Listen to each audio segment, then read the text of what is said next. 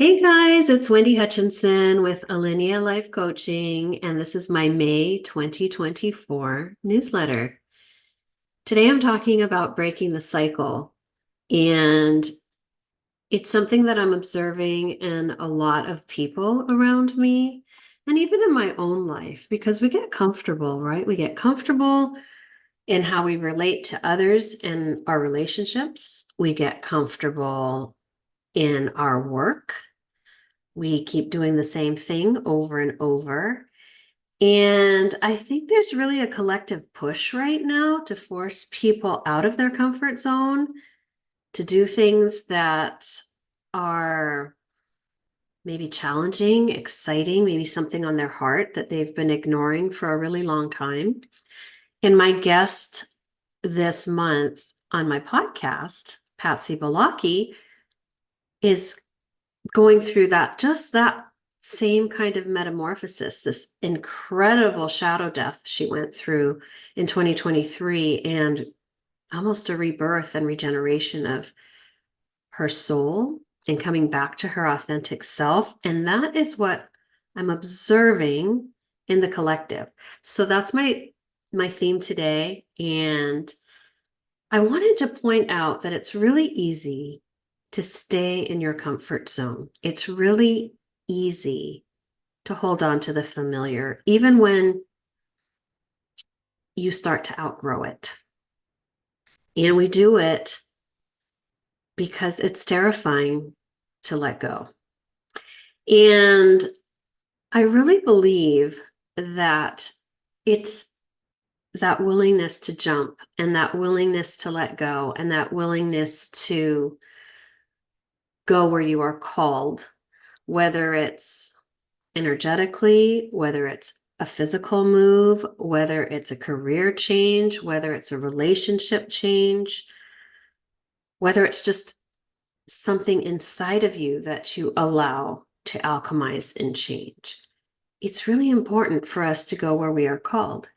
And what that requires, of course, is letting go of the familiar. So, one of the patterns I'm seeing is people who are very self-aware and very active and participating in their soul growth, just doing the same thing over and over, but they just do more of it. And so they think that they're actually evolving.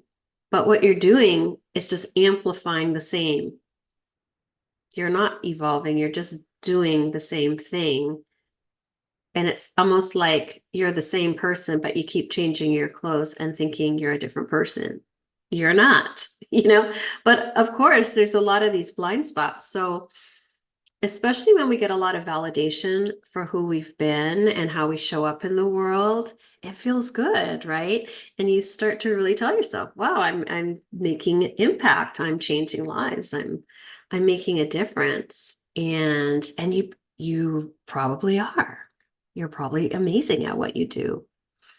But we're also here to evolve, grow, expand in our consciousness, expand in our life experience, expand into the fullness and greatness of who we are. And sometimes staying in the comfort zone becomes a limitation because it takes courage, right? It takes courage to step out of the comfort zone. It takes courage to really do what's calling to your heart, your soul. Maybe it's your soul mission. Maybe it's just a change in direction. Maybe it's just a desire to start traveling by yourself. Like for me, that's a core value and something that excites me. But I'm going through a separation with my husband, and I'm going to be doing a lot of things by myself that are uncomfortable that I've never done before. But I am willing to do it. I'm excited about it. I'm challenged by it. And I have worked very hard to silence that inner critic or that limiting belief system that says, how are you going to do this? You don't know how to do this. Why are you doing this? But sometimes when you are really connected with yourself, and your heart is really pulling hard for you to move in a direction, you really don't have a choice. You need to honor it. And you can tell when you're not aligned because you will start making a lot of excuses as to why you need to remain the same. And we're masters at that, right? You start justifying the choice to remain the same. You start saying, well, I really owe it to this company to help them through this hard time, even though you're being mistreated and overworked to death and underappreciated. And that can, translate to anything, right? A friendship, a partnership, a marriage, a job, whatever it is, a volunteer organization you're involved in, or the school PTA, whatever it is, that can translate across the board, right? It starts to energetically feel like you don't want to do it anymore.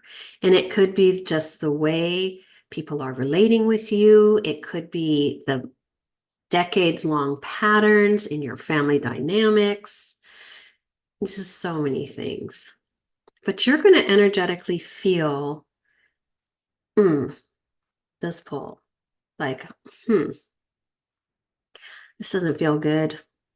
And you can only ignore it for so long.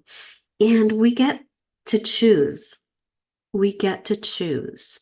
And I'm not here to force anyone to choose something that doesn't feel aligned. But I will say, when you make choices that are not aligned, you pay a pretty heavy price. And you can validate and justify that decision all day long, but you're the one who's going to suffer for remaining in that same space. And it might look glossy on the outside. You might be very successful at what you do. You might get incredible validation from your clients. And it feels good. It feels amazing because you are creating impact, right? But ultimately, what happens is your soul knows the truth. Your soul inside is going to be pulling you and pulling you and pushing you and pushing you to make change. So here are a couple things to help you. Here are a couple things to help you get clarity. One is pay attention to your energy, because your energy doesn't lie. Your energy inside is going to be sending you all kinds of signals. You might be getting some high blood pressure. You might be feeling anxiety. You might be feeling like a little restless, and sleep is becoming a little difficult for you. You might be feeling energetically inside like this is a hell no. And the more you hold on, the louder that feeling is going to get. So pay attention, right? Pay attention to what you're feeling energetically inside. Lose the judgment, because all kinds of narratives are going to come up when you're about to take a big leap and make a big change. And those are all fear-based judgments, stories, limitations. Pay close attention to what's coming up for you internally when you're about to take that big leap. And thirdly, I will say, believe in yourself, because we often are called to step into our greatness. And if this is your true calling and purpose in life, you have everything it takes. You came in with the skill set, you came in with the ideas and creativity, you came in with the energy to execute and do exactly what needs to be done to bring your vision to life. And if you're retired, if you're not working, this can still apply to you in different ways. It could still mean you speaking your truth with people. It can mean saying no to hanging out with people who just aren't resonating with you, or saying no to participating in family dynamics that just don't work for you anymore. You can kind of choose to not answer that text or not answer that phone call or not get involved in that sibling rivalry or whatever you've been doing for 40 years as the moderator or peacekeeper. You can actually opt out, you know?